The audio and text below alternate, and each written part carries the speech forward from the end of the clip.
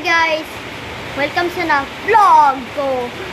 At balikan na natin ang pag-aaral ko kung ano mga parte sa revolver. Tapos, ang ito ay nagro-rotate ng mga buleta o kahit ano.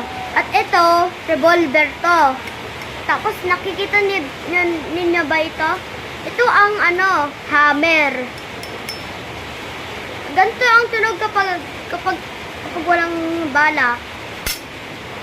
Tapos ito ang pindutan, ito yung button. Tapos kapag ginanto mo para kang sheriff at ganito, boom. Tapos ito ang revolving cylinder at pati ito ang hawakan dito. Nakikita niyo ba to? Oh. Ito, oh. Tapos, kapag hinila ko to, ano mangyayari? Tama! Kapag hinila ko, nabubukas to. Tapos, ito ang tsura kapag mo yung revolver.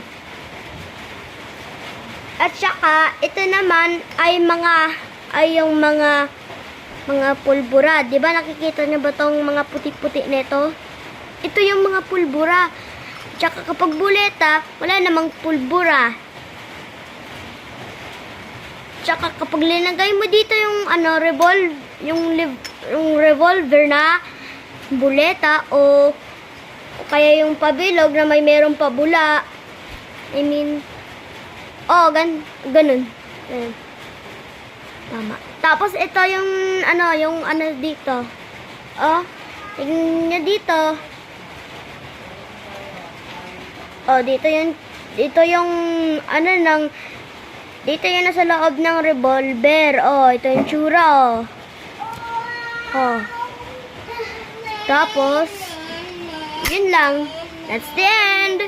Bye, guys.